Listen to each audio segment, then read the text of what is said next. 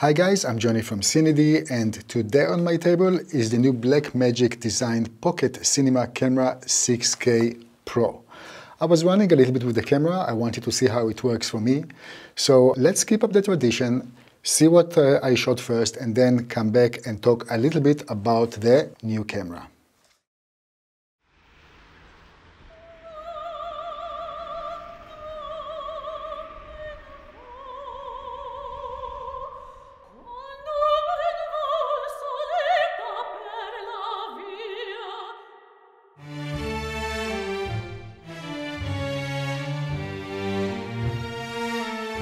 Opera is, for me, sort of the perfect marriage of all the things I love. I adore classical music, and it's also drama, it's stage, it's theater.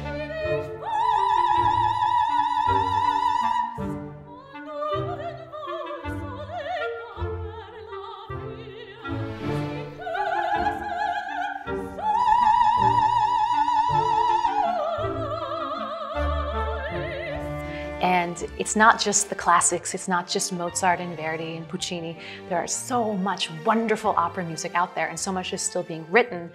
And I don't know, it's such an all-encompassing art form that I find so very satisfying.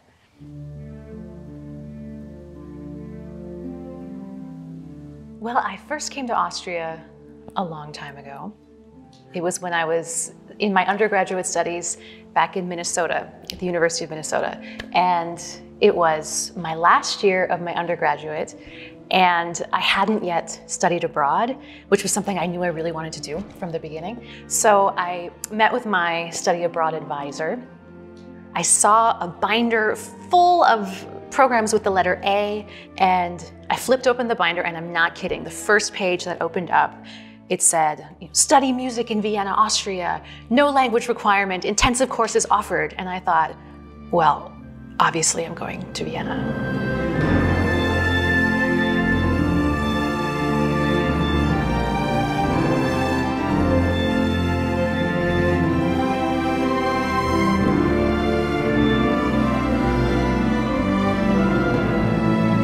So I played violin when I was growing up, and of course when you're playing violin you learn classical music, so I learned all about Mozart and Beethoven. And of course I also learned that all of these old guys, they lived in Vienna. They came to Vienna, or they were born in Vienna, to get their inspiration.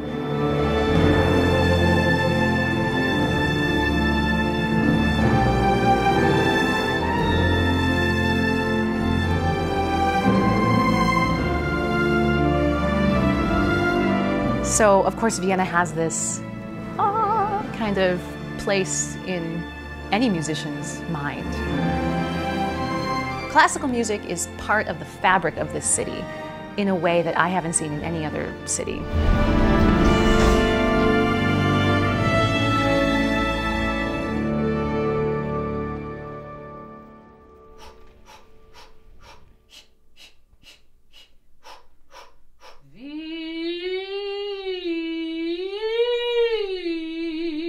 I came to opera sort of through different paths. Growing up, my mother really, well, she still loves classical music. And so I always heard, Tchaikovsky and Chopin, all kinds of classical music. And I knew I wanted to sing and be on stage, but I'd never experienced an opera. But then I saw my first live opera. And it was at Minnesota Opera, and it was a Bellini opera, the Romeo and Juliet story.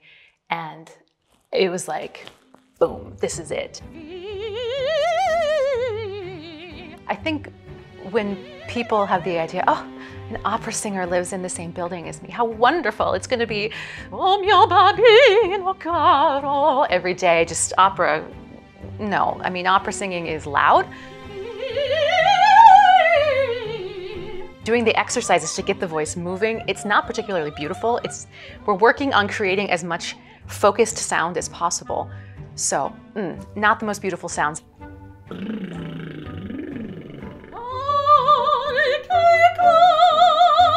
And, we have to learn the music. We have to learn the tones, so we're going to sing things over and over and over again. So sometimes you'll sing a phrase 8 or 9 times back to back and it's the same notes and it can sound a little bit like cats in a fight. It's not always beautiful. I can understand that living in the same building as an opera singer might be really, really annoying. Yes, got it.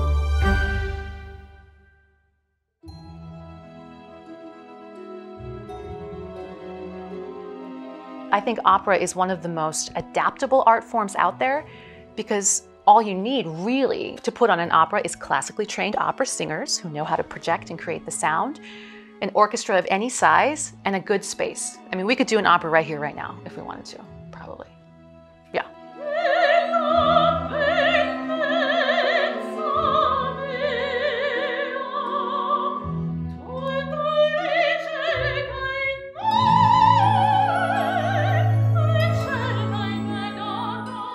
I get asked a lot, what advice would I give to young singers or to people who want to go into opera? And the piece of advice I always give is one that was given to me by my voice teacher back at the University of Minnesota. We were having a voice lesson and it was going pretty well. And she stopped me mid-phrase and said, "Anne, now if this opera singing thing doesn't work out, what's your plan B?" And I said, "I honestly don't know. I don't know what my plan B is. I don't have one." And she said, "That's the correct answer. We can continue." And, you know, I honestly, still to this day, I mean, I was asked that question almost 20 years ago, and I still don't have a plan B. I guess I'm living plan A, so it's pretty great.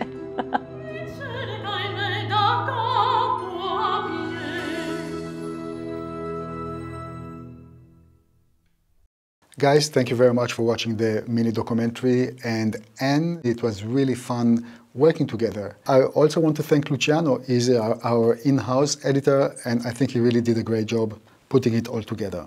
Now, let's talk about the new Blackmagic Design Pocket Cinema Camera 6K Pro. Let's concentrate on what's new. First of all, listen to this. And maybe you can even watch. Wait, let's listen first.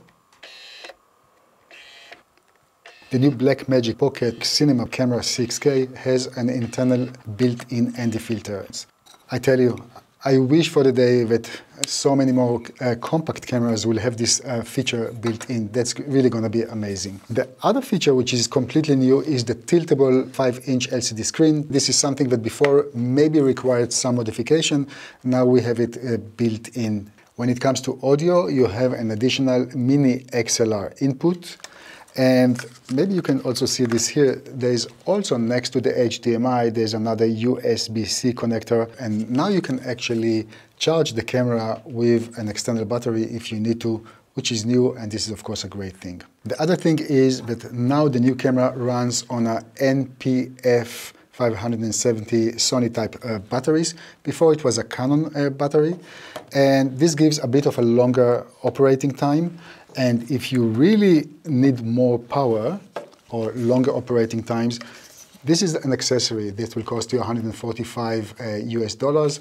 This is now a battery grip that has, you can put 2 additional batteries here. Let me just put it back. Unlike in the previous model that was working on Canon batteries, now the battery can stay in. So you have 2 in the grip, 1 inside, so altogether you can run the camera with 3 batteries. Last and but not least, Pro camera, no? So you see what we have here. This is very nice. Now for the tripod plate, now we have a dual attachment places.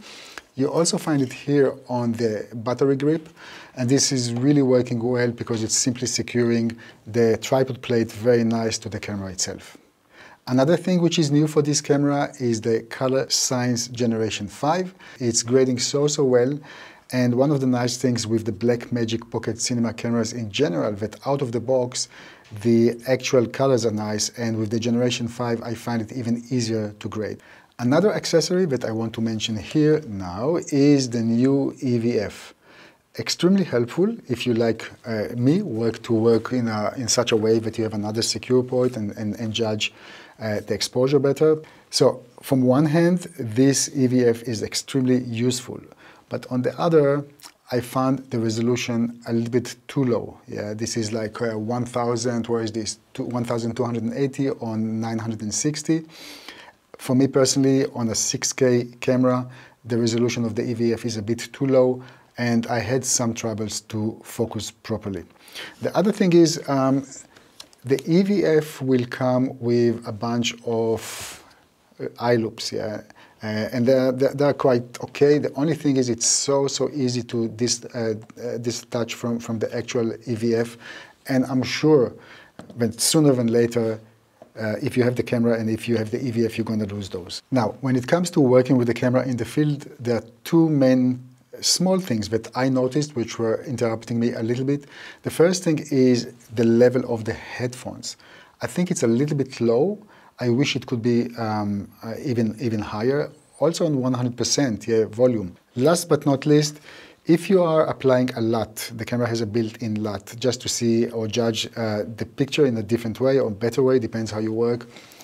The picture itself is very different from what you see in the EVF and on the LCD screen. On the LCD screen, it's going to be much cooler, and on the EVF, it's going to be much warmer. If you're a beginner, or if you're not so experienced in thinking about the color you're going to get, I think it's going to be a little bit challenging to decide where you are with colors. So just remember, LCD too cool and the EVF warm. I think that the EVF is more true to reality, yeah? So, but I'll let you, of course, experiment with this. The new Blackmagic Design Pocket Cinema Camera 6K Pro will set you back for $2,495 US. This is $500 US more than the normal 6K model. Now, it's up to you to decide, of course, if this is something that you want to invest, this extra money. For me personally, even the internal ND filters simply worth it, yeah. And if you want the battery grip and the additional EVF, of course you're now over $3,000 US, but still I think for that amount of money, the quality that you are getting and it's very robust. Yeah, the camera, the color science, and I would say ease of use, depending on what you are filming. Yeah, I think it's a very nice package. One more thing before I sign off. I know that many of you would like to know with which lens I used during this mini documentary. So this is the Laowa Woom lens. This is a zoom lens. It's a 25 to 100 millimeter. Heavy, but the quality is rather nice. And yeah, I think it depends again on what you're going to shoot. In this case, I wanted to test the lens itself with the camera, so obviously it was a bit more challenging to move around, but all in all, I think it was a nice combination. Guys, thank you very much for watching. Please don't forget to subscribe to our YouTube channel, and if you already have the new camera, why not share your comments, yeah? I'm really looking forward to hear how you find it and how you like working with it. Thank you very much, and see you very, very soon with a new camera review. Bye, guys.